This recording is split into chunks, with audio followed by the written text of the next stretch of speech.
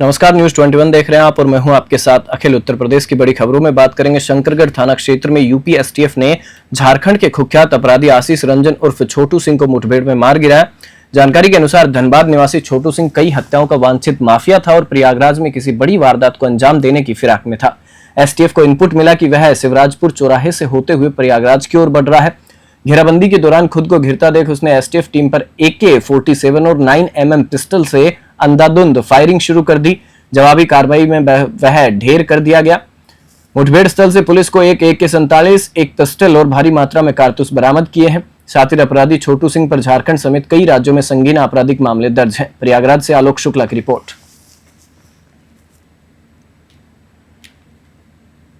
पत्रकार राघवेंद्र वाजपेयी की हत्या के मुख्य आरोपी दो शूटरों को पुलिस ने शुक्रवार रात पिसावा थाना क्षेत्र में मुठभेड़ में मार गिराया। इन शातिर अपराधियों ने पुलिस पर कार्बाइन और पिस्तौल से ताबड़तोड़ फायरिंग की, लेकिन बुलेट प्रूफ जैकेट ने पुलिसकर्मियों की जान बचा ली। मुखबिर की सूचना पर एसटीएफ, एसओजी और पुलिस की संयुक्त टीम ने जलालपुर चौराहे से माहौली मार्ग पर दुल्हापुर के पास दोनों बदमाशों को घेरा। पुलिस द्वारा ललकारने पर दोनों ने फायरिंग शुरू कर दी। दोनों बदमाश सगे भाई थे जो फर्जी नाम और दो अलग अलग धर्मों के आधार कार्ड पर वर्षों से छिपकर रह रहे थे। इनकी लोकेशन ट्रेस कर पाना मुश्किल था क्योंकि ये मोबाइल का इस्तेमाल नहीं करते थे। इससे पहले मुख्य साजिशकर्ता पुजारी शिवानंद तिवारी, असलम गाजी और निर्मल सिंह की गिरफ्तारी हो चुकी है। सीतापुर से विनीत सिंह की रिपोर्ट। जिले के लोनार कोतवाली क्षेत्र में मामूली विवाद ने जानलेवा रूप ले लिया। ओहद पुरपुर गांव के निवासी राम सच्चे की पुरोरी मोड़ के पास लाठी डंडों से पीट पीट कर हत्या कर दी गई। परिजनों का आरोप है कि पानी निकालने को लेकर हुए विवाद के बाद दूसरे पक्ष के लोगों ने युवक पर जानलेवा हमला किया। सूचना मिलते ही पुलिस मौके पर पहुंची और शव को कब्जे में लेकर पोस्टमार्टम के लिए भेज दिया। क्षेत्राधिकारी ने बताया कि यह दो पक्षों के बीच हुई मारपीट का मामला है जिसमें एक युवक की मृत्यु हो गई है। पुलिस पूरे मामले की गंभीरता से जांच कर रही है। घटना के बाद गांव में तनाव का माहौल है और ग्रामीणों में भारी रोष व्याप्त है। हरदोई से प्रियांशु सोनी की रिपोर्ट। थाना क्षेत्र लोनार अंतर्गत ग्राम ओहादपुर में दो पक्षों में पानी निकलने को लेकर गाली गलौज व मारपीट हो गई थी। यह घटना पुरोरी रोड पर हुई थी जिसमें एक पक्ष के राम सच्चे पुत्र राम निवास उम्र लगभग 30 वर्ष घायल हो गए। तत्काल इलाज हेतु उन्हें अस्पताल ले जाया गया जहां उनकी दौरान इलाज मृत्यु हो गई। स्थानीय पुलिस द्वारा शव को कब्जे में लेकर पंचायतनामा व पोस्टमार्टम की कार्रवाई कराई जा रही है। मृतक के परिजनों की से तहरीर प्राप्त कर उचित धाराओं में अभियोग पंजीकृत कर वैधानिक कार्रवाई कराई जा रही है। जिले में भूमाफियाओं के खिलाफ अब ऑपरेशन महाकाल चलेगा जो अवैध कब्जे करने वालों के लिए काल साबित होगा। पुलिस कमिश्नर के सख्त निर्देश के बाद शहर में यह विशेष अभियान शुरू किया गया है जिसमें खासकर सफेद पोस्ट भूमाफियाओं को निशाने पर लिया गया है। संयुक्त पुलिस आयुक्त के अनुसार दो गंभीर शिकायतों के आधार पर कार्रवाई की प्रक्रिया शुरू कर दी गई है। जांच के बाद दोषी पाए जाने पर आरोपियों के खिलाफ कड़ी कानूनी कार्रवाई की जाएगी। ऑपरेशन महाकाल के तहत भूमाफियाओं की पहचान, संपत्ति का सत्यापन और अवैध कब्जों को चिन्हित कर ध्वस्तीकरण जैसी कार्यवाहियां की जाएंगी। प्रशासन का यह कदम जिले में कानून व्यवस्था बहाल करने और आमजन को राहत दिलाने की दिशा में अहम माना जा रहा है। कानपुर से विशाल सैनी की रिपोर्ट। सीपी सर का इनिशिएटिव है, इसका नाम इन्होंने ऑपरेशन महाकाल दिया है। इसमें ऐसे लोग जो भूमाफिया कैटेगरी के आते हैं और वसूली करने की कार्रवाई करते हैं, रंगदारी करते हैं, उनको चिन्हित करने के लिए सभी DCPs को निर्देश दिए गए हैं कि अपने नेतृत्व अपने क्षेत्र के कम से कम ऐसे 2 कंप्लेंट्स हों ऐसे लोगों के खिलाफ जो कि रंगदारी मांगने का काम करते हैं और ज़मीनों के काम में प्रभाव डाल करके दबाव डाल के ज़बरदस्ती कब्जे करने का प्रयास करते हैं, तो उनको भूमाफिया चिन्हित किया जाएगा, उनको ऊपर सख्त से सख्त कार्रवाई की जाएगी। और इसी तरह उनको ये बोला गया कि अपने अभी पुलिस इसमें वादी नहीं बनेगी। हम जनता के लोगों से अपील करेंगे कि वो अगर प्रभावित हैं तो वो आके अपनी कंप्लेंट करें। एक व्हाट्सएप नंबर भी सर्कुलेट किया गया है जिस पर अगर आप अपनी पहचान को गुप्त रखना चाहते हैं तो उस पर आप अपनी कंप्लेंट और दे सकते हैं, आपकी पहचान गुप्त रखी जाएगी। मुख्यमंत्री योगी आदित्यनाथ के सर्किट हाउस आगमन के दौरान सुरक्षा में चूक की खबर सोशल मीडिया पर तेजी से वायरल हुई। इस मामले में एसपी सिटी कुमार रणविजय सिंह ने स्पष्ट किया कि मुख्यमंत्री की सुरक्षा में कोई चूक नहीं हुई है और सोशल मीडिया पर फैलाई जा रही खबरें पूरी तरह झूठी हैं। उन्होंने बताया कि सर्किट हाउस पर सुरक्षा के कड़े इंतजाम किए गए थे। एक भाजपा कार्यकर्ता द्वारा रात में लिया गया पास जल्दबाजी में बदल गया जिसके चलते भ्रम की स्थिति बनी। पुलिस ने जब कार्ड की जांच की तो पाया कि कार्ड दूसरे नाम पर था जिसे मौके पर ही सही व्यक्ति को सौंप दिया गया। एसपी सिटी ने अफवाह फैलाने वालों को चेतावनी दी है कि झूठी खबरें फैलाकर जनता को भ्रमित न करें, अन्यथा उनके खिलाफ कार्रवाई की जाएगी। मुरादाबाद से ब्यूरो रिपोर्ट। देखिए, आज सोशल मीडिया पर माननीय मुख्यमंत्री जी की सुरक्षा में चूक के संबंध में खबर चल रही है। इसके संबंध में बड़ा स्पष्ट करना चाहूँगा कि माननीय मुख्यमंत्री जी की सुरक्षा में कहीं कोई चूक नहीं हुई है और जितने कार्यक्रम स्थल थे और प्लस रात्रि विश्राम स्थल सभी जगहों पर और रूट्स में भी सभी जगह जो सुरक्षा के मानक हैं उसके हिसाब से व्यापक प्रबंध किए गए थे।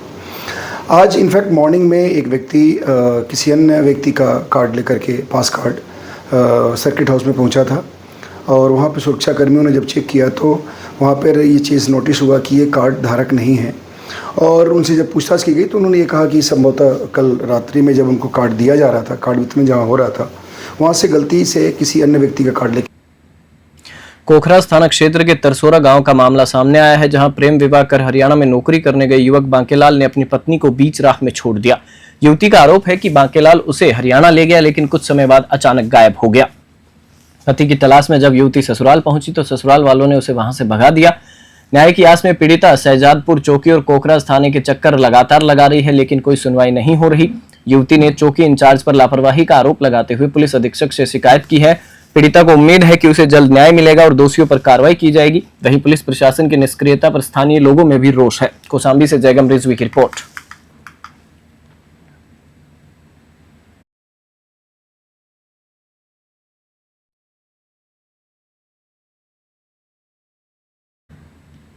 लालगंज तहसील क्षेत्र के नुनेरा गांव के निवासी अंजनी कुमार बीते 5 वर्षों से प्रशासनिक न्याय की आस में अधिकारियों की चौखट पर चक्कर लगा रहे हैं।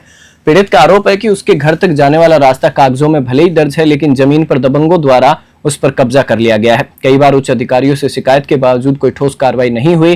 पीड़ित सवाल उठा रहा है कि जब मुख्यमंत्री योगी आदित्यनाथ भू माफियाओं और दबंगों पर सख्ती की बात करते हैं तो फिर जमीनी स्तर पर प्रशासन मूक दर्शक क्यों बना हुआ है। तहसील और जिला प्रशासन की चुप्पी अब कानून व्यवस्था पर सवाल खड़े कर रही है। यह देखना बाकी है कि अंजनी कुमार को न्याय कब और कैसे मिलेगा, या वह यूं ही चक्कर लगाता रहेगा। रायबरेली से पंकज यादव की रिपोर्ट।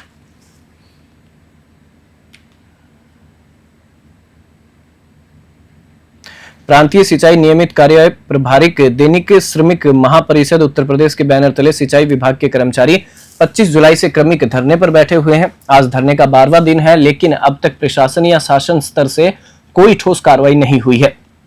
धरने पर बैठे कर्मचारियों की प्रमुख मांगे हैं शासनादेश के अनुरूप 2 पेंशन व्यवस्था का भुगतान, एनपीएस की धनराशि को जीपीएफ खाते में रूपांतरित न किया जाना, संघ भवन की भूमि पर अवैध कब्जे को हटाया जाना, श्रमिकों को समय से पारिश्रमिक एवं चिकित्सा व्यय पूर्ति का भुगतान तथा सेवानिवृत्त कर्मचारियों के देयकों में अवैध कटौती बंद करना। धरना स्थल पर कर्मचारियों का आक्रोश साफ झलक रहा है। उन्होंने चेतावनी दी है कि यदि शीघ्र ही उनकी मांगों पर कार्रवाई नहीं की गई तो आंदोलन को और उग्र किया जाएगा। मिर्जापुर से एसएन यादव की रिपोर्ट।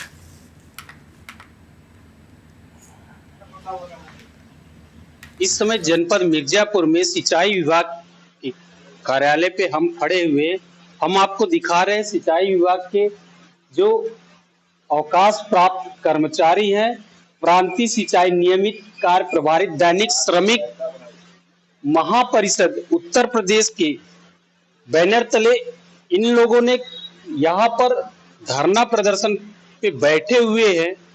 इनके क्या जो अवकाश के बाद या अवकाश के पूर्व क्या विसंगतियां थी, उन विसंगतियों को लेकर ये यहाँ पे धरने पर बैठे हुए। आइए हम इनसे बात करते हैं, जानने का प्रयास करते हैं कि इनकी क्या मांगे हैं, कौन सी ऐसी विसंगतियां थी इनकी सेवा काल में कि जिसको लेकर यहाँ पर ये धरने पर बैठे हुए हैं।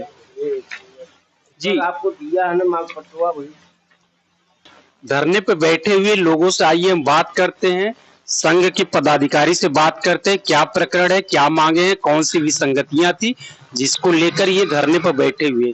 अपना नाम बताइएगा। हमारा नाम गौरी शंकर, जनपद। कितने दिनों से आप लोग यहाँ पे धरने बैठे? हम लोग सर ऐसा है 25/7/2025 मतलब 25/7/2025 से बैठे हैं धरने पर। आज 12वां दिन है। तो 12 दिन से लगातार बैठे आप? जी 12 दिन से लगातार बैठे हैं। आप लोग क्या मांगे हैं कि आप इतने दिनों से लगातार धरने पर बैठे? 11 सूत्री मांग है सर। उसमें मेन मुद्दा यह है कि हम लोग को शासनादेश और ये सुप्रीम कोर्ट से आदेश हुआ है कि इनको समझ पेंशनरी लाभ दिया जाए, और यहाँ पेंशन दे करके हमारा नई स्थिति दिया है, कोई पकड़ ढंग से लगाए नहीं है। और हम लोग जब कहते हैं तो मार्गदर्शन पर टाल देते हैं। अब मेन मुख्य मुद्दा है हमारा कि 2 जनवरी 2024 को स्थापित नियमों आदेशों के अनुरूप कार्रवाई न कर 2 पेंशन ओपीएस जैसे एनपीएस हमको दे रहे थे, अब उसको बंद न करके हमको ये ओपीएस पुरानी पेंशन भी चालू करता हूँ। एनपीएस का जो आपका बकाया है, आप एनपीएस का बकाया चाहते हैं? बकाया नहीं चाहते हैं। हाँ, कि मतलब हम 2 पेंशन ले रहे हैं ना, तो हम फंस जाएंगे, बाद में हमारा रिकवरी होगा। इसलिए एक पेंशन बंद करके हमको जो पुरानी पेंशन जो सुप्रीम कोर्ट से आदेश हुआ है उसको हमको दिलाया जाए। एनपीएस हम नहीं चाहते, हमारा जो गवर्नमेंट का शेयर है वो अपना ले लें। और कौन सी मांगे?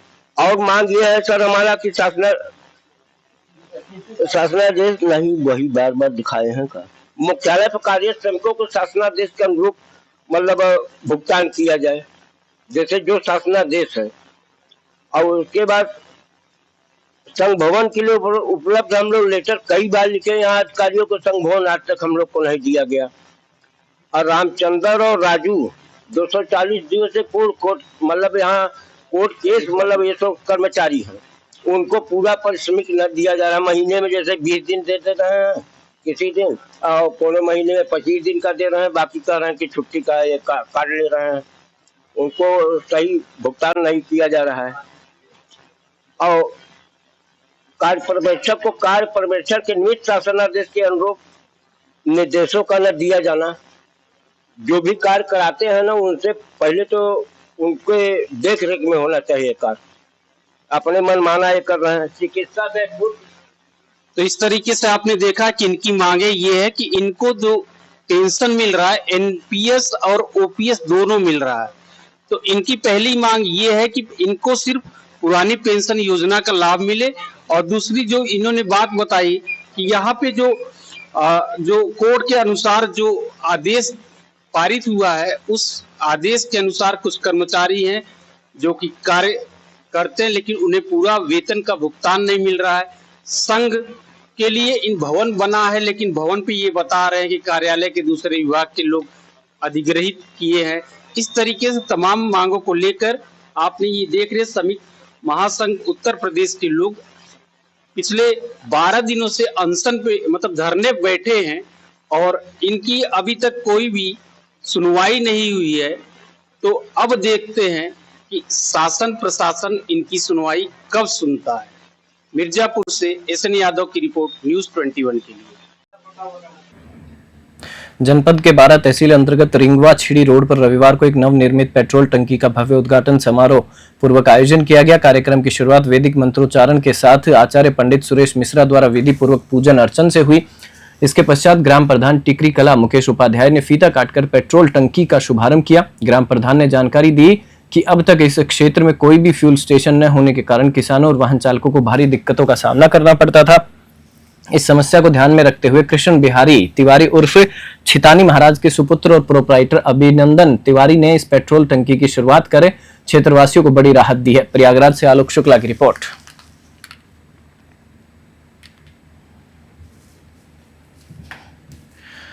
अमेरिका द्वारा भारतीय उत्पादों पर 50% टैरिफ लगाए जाने के विरोध में शुक्रवार को कानपुर के व्यापारियों में भारी आक्रोश देखने को मिला। व्यापारी नेता ज्ञानेश मिश्रा की अगुवाई में बड़ी संख्या में व्यापारियों ने घंटाघर स्थित गांधी प्रतिमा पर एकत्र होकर अमेरिका के राष्ट्रपति डोनाल्ड ट्रंप के खिलाफ जमकर नारेबाजी की और उनका पुतला फूंका। प्रदर्शनकारियों का कहना था कि अमेरिका के इस निर्णय से न केवल व्यापारियों को नुकसान होगा बल्कि आम जनता को भी महंगाई का सीधा झटका लगेगा। ज्ञानेश मिश्रा ने चेतावनी देते हुए कहा कि अगर अमेरिका ने अपना टैरिफ फैसला वापस नहीं लिया तो व्यापारी वर्ग देशव्यापी आंदोलन शुरू करेगा, जिससे अमेरिका को आर्थिक रूप से भारी नुकसान उठाना पड़ेगा। प्रदर्शन शांतिपूर्वक रहा और स्थानीय प्रशासन की मौजूदगी में संपन्न हुआ। कानपुर से विशाल सैनी की रिपोर्ट।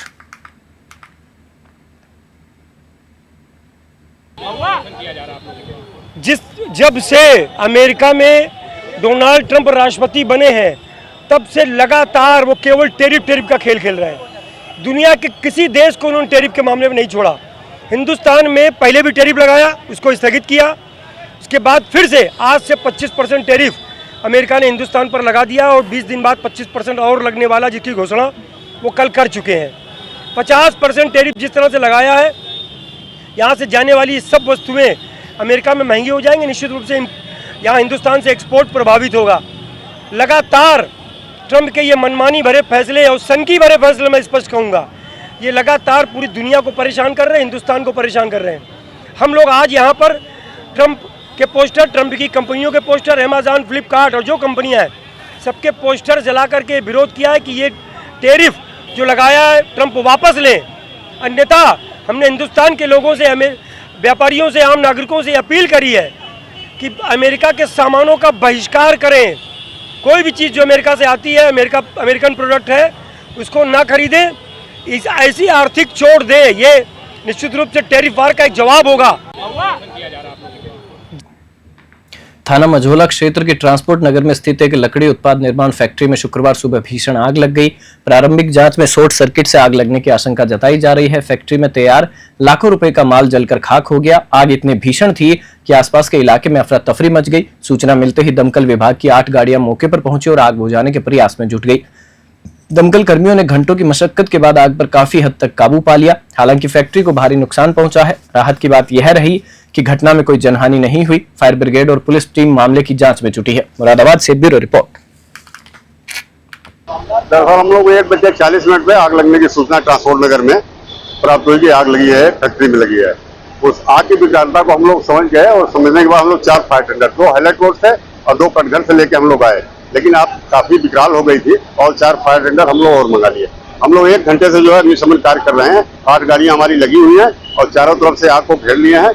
आग की स्थिति अब काबू में आ गई है और अभी हमारे 50 कर्मचारी लगे हुए हैं और 8 फायर टेंडर लगे और 4 फायर टेंडर और हम बुलवा रहे हैं। फिलहाल क्या निकल के सामने आया, कुछ जानकारी में आया? हाँ, अभी प्राथमिक जानकारी में नहीं पता चल रहा है कि आग लगने का क्या कारण है। इसकी जांच किया जाएगा, विस्तृत जांच किया जाएगा तो भी पता चल पाएगा कि आग क्यों लगी है। ये लकड़ी का है, गोडाउन टाइप का है, इसमें हैंडीक्राफ्ट टाइप के कुछ कार्य होते हैं, इस टाइप का जो है प्रतीत हो रहा है। मुख्यमंत्री योगी आदित्यनाथ ने गुरुवार को संभल के बहजोई में 546 करोड़ रुपए की लागत से 108 विकास परियोजनाओं का शिलान्यास किया और 14 वर्षों से अधर में लटके जिला मुख्यालय सस्पेंस को समाप्त करते हुए नवीन मुख्यालय का उद्घाटन किया। संबोधन में सीएम ने केवल संभल के विकास की बात की, बल्कि उन्होंने संभल को हरिहर व कल्की भगवान की धरती बताते हुए श्रद्धा से नमन किया और धार्मिक स्थलों से छेड़छाड़ करने वालों पर सख्त कार्रवाई का वादा किया। राज्य मंत्री गुलाबो देवी ने संभल को कल्की संभल बनाने का आग्रह किया। मुख्यमंत्री ने विपक्ष पर निशाना साधते हुए पूर्ववर्ती सरकारों की नाकामियों को उजागर किया। मुख्यालय शिलान्यास के साथ संभल वासियों की वर्षों पुरानी मांग पूरी हुई, जिससे क्षेत्र में खुशी की लहर दौड़ गई। संभल से सोनू वार्षणे की रिपोर्ट। यह कार्य भी लोक माता अहिल्याबाई होलकर ने किया था, तो साथ ही साथ उन्होंने संभल के इन तीर्थों के पुनरुद्धार का भी काम किया था। आज भी आप देखते होंगे लोक माता अहिल्याबाई होलकर ट्रस्ट के द्वारा तमाम तीर्थों के लिए कुछ सहयोग किया जाता है, लेकिन अब हमारी सरकार ने तय किया है 68 के 68 तीर्थों को, 19 के 19 कूपों को, परिक्रमा मार्ग के पुनरुद्धार का कार्य अभी डबल इंजन की सरकार उठाएगी। ये हमारा दायित्व भी है, नैतिक कर्तव्य भी है, क्योंकि विकास तभी सार्थक होता है जब विरासत के साथ जुड़ती है। ये विरासत का संरक्षण भी है और आने वाले वर्तमान और भविष्य के सुनहरे सपने को उड़ान देने के लिए उन्हें विकास की प्रक्रिया से जोड़ने का एक अभियान भी है। आज आप देखते होंगे काशी विश्वनाथ धाम प्रधानमंत्री मोदी जी के कर कमलों से जो भव्य स्वरूप प्राप्त किया है, आज काशी में कोटि कोटि भारतवासी आकर के, सनातन धर्मावलंबी आकर के आस्था के साथ साथ वहां के विकास को एक नई ऊंचाई पे पहुंचा रहे हैं। 500 वर्षों के बाद अयोध्या में श्री राम जन्मभूमि पे भगवान श्री राम के भव्य मंदिर के निर्माण बनने के साथ ही एक नई अयोध्या के दर्शन हमें अयोध्या धाम में होते देखने को मिलते हैं। बहनों और भाइयों, अगर काशी में अयोध्या में हो सकता है तो संभल में क्यों नहीं। गुरुद्वारा श्री गुरु सिंह सभा में उत्तरांचल में आई भीषण आपदा में मृतकों को श्रद्धांजलि अर्पित की गई। वीर खालसा सेवा समिति की ओर से आयोजित सभा में बड़ी संख्या में संगत ने भाग लिया और मृतकों की आत्मा की शांति के लिए अरदास की गई। समिति अध्यक्ष अवतार सिंह ने कहा कि उत्तरांचल में बादल फटने की वजह से आई त्रासदी अत्यंत दुखद है। उन्होंने मृतकों के प्रति गहरी शोक संवेदना प्रकट करते हुए कहा कि वाहिगुरु उन्हें अपने चरणों में स्थान दे और परिजनों को दुख सहने की शक्ति दे। इस मौके पर सेवा सिंह, मनिंदर सिंह, गुलशन अरोड़ा, सनी कपूर, हरभजन सिंह बत्रा, सतनाम सिंह, बलवीर अरोड़ा, बच्चन सिंह समेत सैकड़ों संगत जन उपस्थित रहे। रामपुर से शाहबाज खां की रिपोर्ट। आज गुरुद्वारा श्री गुरु सिंह सभा में वीर खालसा सेवा समिति की ओर से जो कल उत्तरांचल के अंदर बादल फटने से कई लोगों की जिसमें मौत हो गई है और काफी लोग लापता हैं, आज उनकी आत्मा की शांति के लिए गुरुद्वारे में अरदास की गई और वाहिगुरु से प्रार्थना की गई, वाहिगुरु जो लोग इस भयंकर आपदा में मारे गए हैं, भगवान वाहिगुरु उनको अपने चरणों में निवास दे व पीछे परिवार को दुख सहने की शक्ति प्रदान करे। और जो लोग इधर उधर अपने घरों से इस आपदा के अंदर लापता हैं और उन्हें जल्द से जल्द जो प्रशासन युद्ध स्तर पर लगा है उनको खोजकर उनको सुरक्षित स्थानों पर ले जाएं। बुलेटिन में फिलहाल इतना ही। आप देखते रहिए न्यूज़ 21।